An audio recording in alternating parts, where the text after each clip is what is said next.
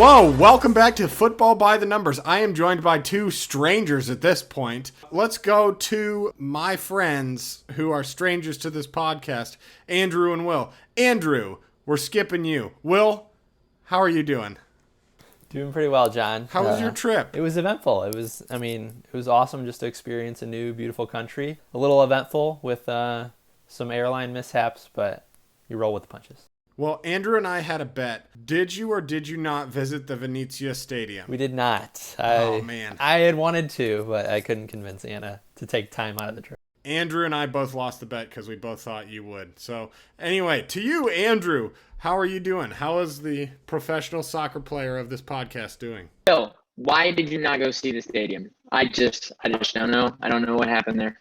It's like a trek to get to it. It's like across the lagoon, so it's... You were across the pond already. You couldn't have been much closer. I mean, you could have probably been closer, but my God, that is not an excuse. Anyways, we will move on, John. I can't wait to talk about some U.S. soccer. Will, we love to have you back. John, where are we going? What are we doing? What is this? It's a mess. Let's lead us. Well, this is Football by the Numbers, and we are going to talk about the U.S. men's national team. So if you guys watched or listened to our last episode, which if you haven't, go check it out. I reacted to our World Cup qualifying predictions, and oh man, were we a little far off on those. Today, we are all three going to react to the utter shit show that was the World Cup qualifiers. 3 easy games that should have resulted in 3 3-point accumulations for a 9-point total would have us sitting at the top of the group. And instead, we have only got 5 points and we've moved down 3 places in the FIFA rankings. We now sit 13th, 1 place ahead of Germany, which we all know my thoughts on that. So Will, you've been away for so long. You've been very active in our group chat, though. Let's hear some of your thoughts before we dive into some of these topics. What did you think of Greg Berhalter's performance? If I were to grade Greg, I'd give him a D after that. Barely sneaky. If even a D. I mean, God damn. It would have been an F up until that last half where the team seemed to get it together. It wasn't a Greg thing. Players kind of took it upon themselves. You mean players being in the right situation in the right spot? Like, I was going to say, I'm completely putting this on Greg, shifting Tyler Adams away from right back and putting an actual right back in Yedlin there and shifting Mark McKenzie in for John Brooks, who... I hate to say it again, but Andrew, you're right. The dude cannot defend. John Brooks cannot defend. What the hell's going on with that? Just horrible. Awful. So putting Mark McKenzie there at left center back and I don't know why you play a center back at left back when you can't progress the ball up the field. Anthony Robinson obviously should have been starting there from the beginning, and bringing him in for George Bello, who did nothing in that Honduras game, putting him at left back, taking John Brooks out and putting Tyler Adams at center defensive mid totally changed the game 100%. Andrew, your thoughts? Sands in the middle. I mean, I don't know what he was doing.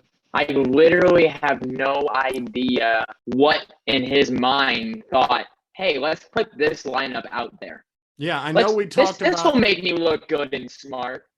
I know we talked about experimenting, but this was like ridiculous. Tyler Adams at right back. I know he played at like right wing back under Nagelsmann, but he's not Nagelsmann for RB Leipzig. And then James Sands at defensive midfielder looked completely lost that last game. If we're looking at these games in total, like what was this conversion rate? I mean, over the first 2 games, we averaged a total of 12 shots per game. Meanwhile, we averaged 2 shots on target for those first 2 games. Like, what are we doing here, boys? I think there's a playbook out that if you let the U.S. just possess the ball, they're not going to do anything with it. They're not very dangerous, don't have guys that will create and make the right runs. They have a couple guys maybe that can, and Pulisic and Reina. But yeah, I think teams are just comfortable sitting back and countering on this team. Absorbing pressure. I'm going to say something that you may not like, but we are seeing a team without Musa, and what happens?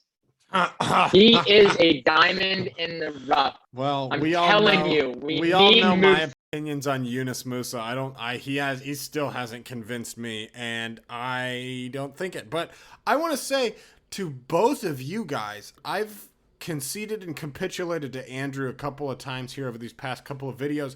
I am exactly right on Josh Sargent. The dude couldn't hit water if he fell out of a boat. Like, I am convinced on that. The dude needs to get his scoring form better, which, in my mind, he would have done better at Werder Bremen in the second Bundesliga. He would have gotten some form back. Now he's sitting in a Norwich team who hasn't scored a single goal all season, who might not score for the next couple of games. No creativity in that game. Has he even gotten that many minutes on the team?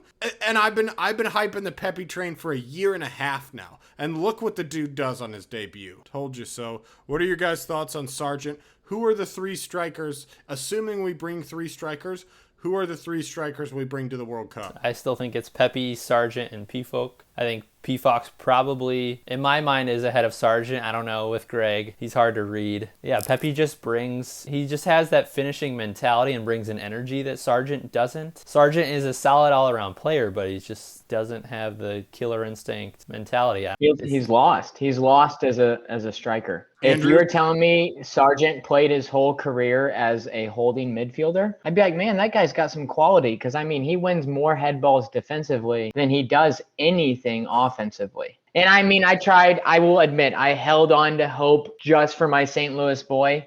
But the ship has sailed. I mean, the ship is broken. It's over there in that corner. There's nothing we can do about it. He's going to have to repair it. Right now, I think DK, Pepe are your go-to forwards, period. Sibachu, possibly Pefok, yeah. Yeah, I was going to say, do you want to comment on Will's exclusion of DK in his three-striker list? I heard Sargent, Pepe, I'll bring it out. Pefok. I was blanking just because he's been hurt and hasn't been playing for a Oh, while. my God.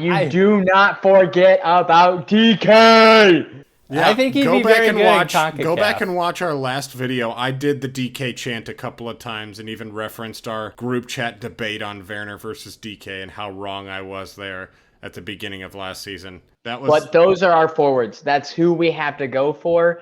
And without having one of them in the lineup, that means Pepe has to start. He has to. Yeah. Like if they go into October 7th as their next game and Pepe is not on the starting 11, time for him to go. Get Bullhalter out of the reins. Yeah, 100%.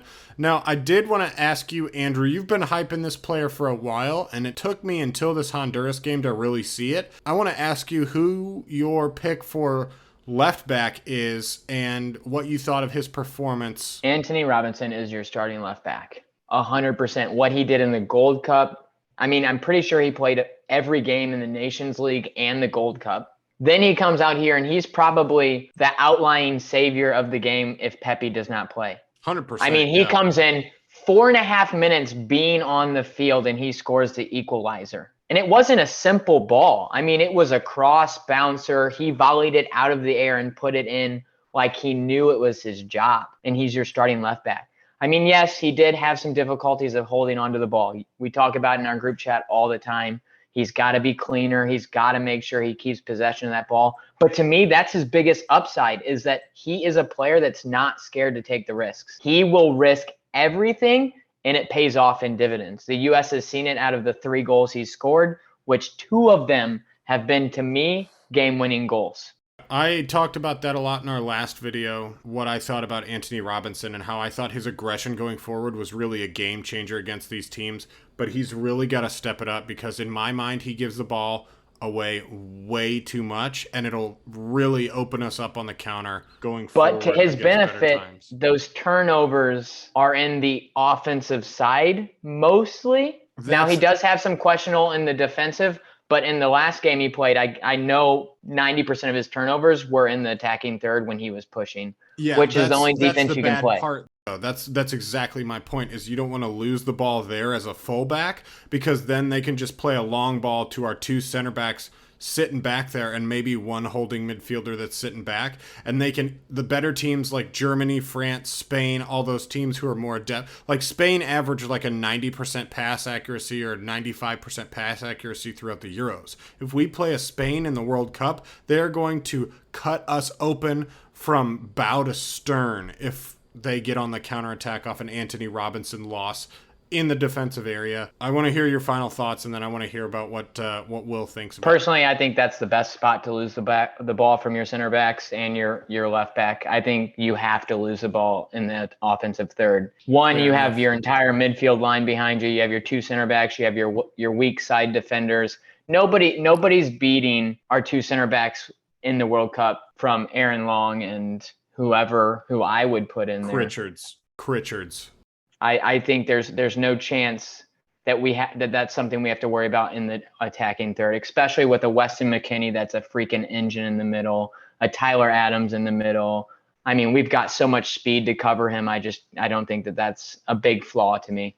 Yeah, I'm glad you brought up Weston Mckennie, actually, because he's a big thing I wanted to talk about. Will, he was sent home after going out the night before a game in Nashville and celebrating with his friends. Do you think that punishment was a little harsh? Do you think he let his teammates down? Does it affect his role as a nailed-on the-plane player for the 2022 World Cup? For me, he's still a locked-in starter at this point, and I think Greg has said he will be back the next window. I think it was a major risk. You sat him the one game, didn't play at all. Afterwards, decided to send him home. I think maybe the one game would have been enough. Up to Greg there, I understand it, but it was a big risk if they had come away with 0 points that last match. I think I respect his decision, but I think it's embarrassing the way he handled it. He should have sent him home the first day if he was going to suspend him 2 games. The fact that you leave your team hope of that Weston McKinnon's going to be back the next game and then just come in and surprise him and drop the floor. To me, that is you allowing some other pressure or outside source call the shots. To me, Bullhalter needed to be like, nope, you're done, or here's your one game. We'll see you in the next game, because what he put out there was awful. And if he didn't win, then there would have been the discipline would have been nothing, because a new coach comes in and discipline's different. I would like to see like a higher echelon coach. I just don't know who's out there that the U.S. men's national team is willing to afford. I mean, Antonio Conte's out there, but we're not paying for a Conte to come in and completely revolutionize our team. That brings me to my next question for both of you. I want to kind of do a tier list here of some players for the World Cup in total, and I'll throw out a couple of names. I want to hear you guys order them, and there doesn't have to be like a necessarily an amount. But my categories that I have are nailed on, definitely like starting 11, they're going to play. Questionable start, so they might make the bench, but they might not start every game. On the plane, so they should be on the plane to go to Qatar in 2022. Just missed or injury substitute, so if a player gets injured, then they can maybe be brought in, but aren't necessarily a first choice to be on the plane. And then the last one is no chance, shouldn't be on there. So I'm going to shout out a couple of names here. We'll go through a couple of easy ones. Adams, Pulisic, McKennie. They're locked-in starters. Yeah. Starters. Nailed on. Daryl DK. I think he's locked in as long as he's healthy. So nailed on starter for you? Yeah. He's in the mix. He's on the roster for me. He's in the mix. He's questionable. Starter. He's a questionable starter. Who would you have over him potentially? You don't have to put him as nailed on starter necessarily, but who's he competing with right now? Pepe, obviously, and P-Folk seems to be in good form. I mean, I think you kind of play the matchups if you're playing two. Yeah, P-Folk did have an excellent goal with the last kick of the game against United, so that kind of changed my opinion of him, and I said he should be on the plane for sure. Brendan Aronson. I guess it's like DK. He's definitely questionable starter. He's in the squad. I feel really good about him coming off the bench, and if one of the starters were to go down, I would feel pretty good about him as a starter as well. Brendan Aronson, I think he's 100% on the plane. I think he could fight for some minutes. I don't think he's going to be in the starting lineup unless there's a serious injury. The problem with Aronson is he's got Christian and Reyna to battle with. So you would put him on one of the wings. You wouldn't put him in the midfield. I think our midfield is pretty much locked down. So that's where I think he'll get his extra. I think he's going to bounce between center mid and winger. I don't see him kind of taking a starting spot, but you'll find out why I say that. Kellen Acosta. I feel good about Acosta. He's on my squad as a backup. He can play the backup 8 or the 6. I think he had a pretty good World Cup qualifying, made a lot of the smart plays, a lot of good runs. But he's on my bench. I don't want much more out of him. He can sit there on the bench and smile. He's also versatile as a backup right back. That is true. That is very true. He's very versatile, which is like a Swiss Army knife. We'll put him in there for 10 or 15 minutes. Yunus Musa. I think he's battling with Tyler Adams in the midfield spot possibly, or he's battling with Weah and trying to get minutes. I'm curious your midfield rankings right now. Who are your top mid? Yeah, who's your starting three in the midfield if we go with the 4-3-3? I'm interested to hear that too. Can I guess? Is it McKennie, Adams, or is it Adams on the right, McKennie in the middle, and Lletget on the left? Yes, sir. Yep. You are a smart man, and my problem is I just love the way Lletget is playing right now. He surprises me, being an MLS player, being able to keep up and mesh with the other two midfielders and the other international talents. You want to know why I love him so much? Is because he is one of the only players on the pitch at the time that does not have to have the ball on his foot to make an impact. His positioning, some of the runs he makes just opens up space for Christian and Reyna and DK to get on the ball. The people that we have to have on the ball, Lletget is willing to do the work that they don't want to do. He chases down the balls. He gets into the dirty areas. Like, it allows McKennie to even go express himself. If Lletget's not on the field, then Weston's always having to do the dirty work because we know he will. That's just what I see right now. I think there's a lot of iffy for me in the middle right now, especially after these past 3 games.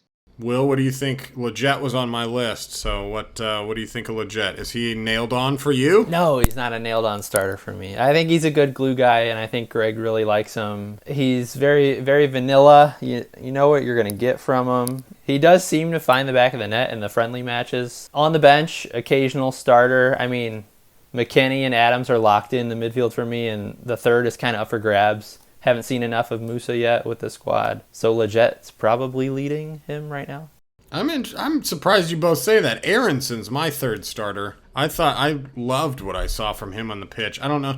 I mean, he plays pretty close to full 90s for Salzburg. He scored in a couple of their Champions League games. He looks like a good creative force. He's aggressive when he's on the field. At least he was for Honduras. He's my third midfield choice. I think Tyler Adams is a good box-to-box guy, but doesn't bring enough going forward. He does have a lot of creativity to him. And then Weston Mckennie, I've always saw as like a 6, but he does have some. I mean, it's really like we're having 2 8s between Adams and McKennie. I don't see them either as 10s or creators, where Aronson can really kind of fill in when we need a creative force and really crack a shot off. If Aronson's on the field, he's got to be the 10, and then you'll have 2 8s. You can't have a 6 with Aronson on the field. Moving on, John Brooks. Not even on the plane.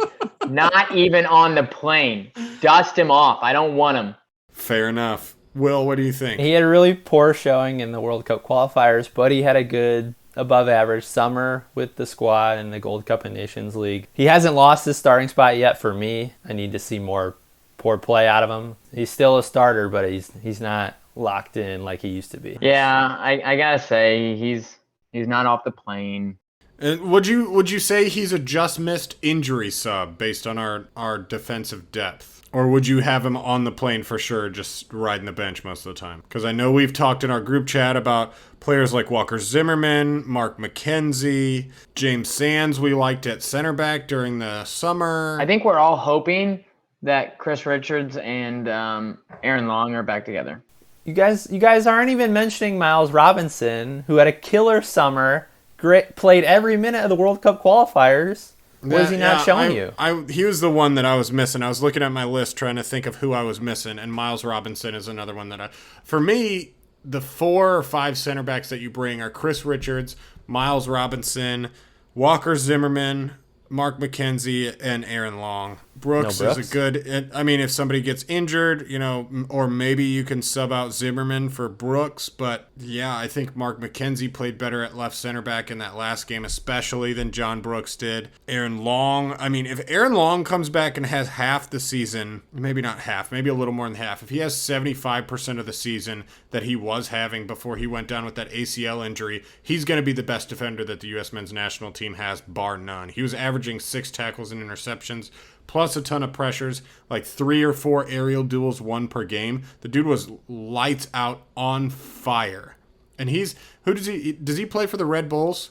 Mm-hmm. Yes. He's the reason that's what we're missing. That's what we're missing. We're missing that leader. Aaron Long was the leader, and you can see it in our back. We just have not had any consistency of pairings. I'm kind of disappointed that we haven't had such a consistent lineup. It's kind of embarrassing to think the fact that I don't even remember the last time I saw Weah play. Weah was injured, and he is kind of made of crackers and biscuits, but I just want to take a timeout real quick here and do our obligatory, you know who else plays for the Red Bulls, at least for now, is Caden Clark. Caden Clark. I made him. I think he's on the plane. Last episode. I think he's in the plane. Guys. Here he is. He could be on the plane. I would like to see that. Gonna move into a couple of harder questions here. What about Dilf, De La Fuente? For me, I think it's injured sub. Potentially on the plane. I think it's going to take some shuffling to get him into the lineup. I'm not saying it's because of his play.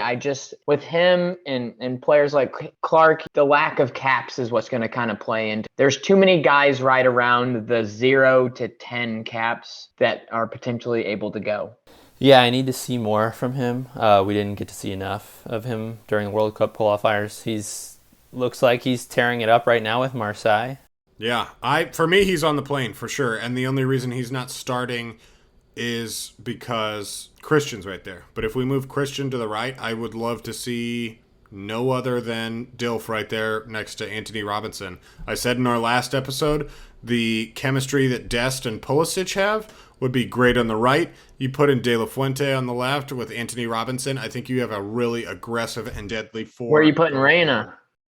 Reyna, I'd put at the 10, or I'd put it at false 9 if we have injuries there. Reyna, I think, does better at the 10 personally. He's a little slow to be playing out on the right, but he does have that creative capability, so you could put him on the right as well, or if you need a break and want to try something new, put in the Dilf. Ethan Horvath, I want to know where he fits into your guys' lineup. Yeah, I think he's comfortably number 3 right now.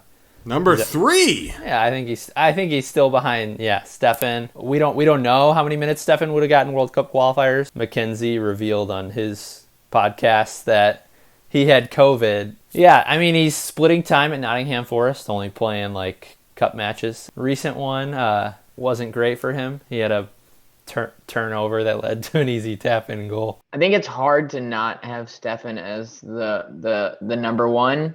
Is Matt Turner the number 2 then? I think Matt Turner's the number 2, and this is the only reason why. Because just to go back to the beginning of the episode where you talk about Spain and their capabilities of being able to move the ball, we're going to need an outlet. And that outlet's going to be our goalkeeper a lot of the time, especially with our wing backs being as offensive as they are. And I think Stefan's got the best distribution out of all of the keepers. Light years. I mean, above all of them. If they all just had to play with their feet, Stefan's the one that can play. Well, that's the thing you can work on in training, and we talked a couple episodes ago about training versus sharpness, and the distribution is something that you can consistently work on in training. Will, I think you said that Stefan is more the sweeper of all of them, and I think if you have fullbacks who press as high up as our fullbacks do, you got to have a decent shot stopper, which Stefan is, but you got to have some sort of sweeping capability, which he does have over Turner. I think Turner's probably a better shot stopper, but he's not going to sweep. He's just going to be like a David De Gea sitting in goal. I have to throw this guy in here just because I want to hear Andrew. Tim Ream.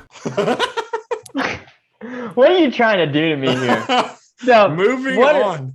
Enough said. It's over. James Sands. I want him on the plane, but only if he's going to be a right back.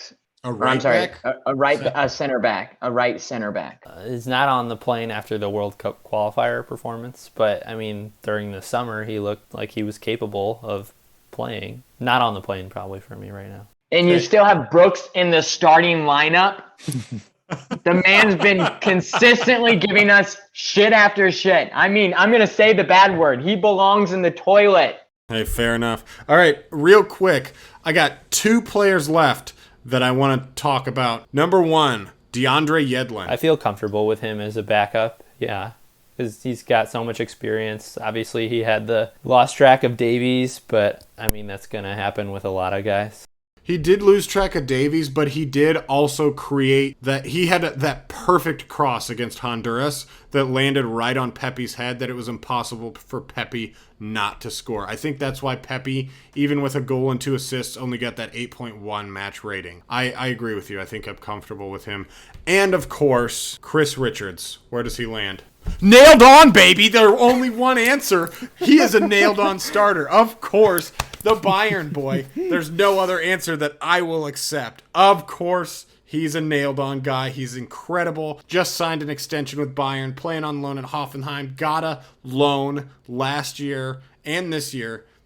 Got an assist, too. You know, only half a season. When is he coming to Bayern then? When is he going to get that? When is he going to get that opportunity? He's going to get that opportunity after he's more developed at Hoffenheim. We do have some good center back depth, but I'm not ready to let him go. I think once we get Nagball in full effect, he will be coming into like those 3 and 5 center back formations, or could come back as a more versatile right back, because we all know that Bayern needs a right back. I want to pop in real quick. Next window, we've got Jamaica, Panama, Costa Rica, home, away, home. How are you feeling? How comfortable? How many points are you predicting? I want every point. You're expecting 9 again? I'm expecting every point, and because it's time for us to make a statement. I expect every point.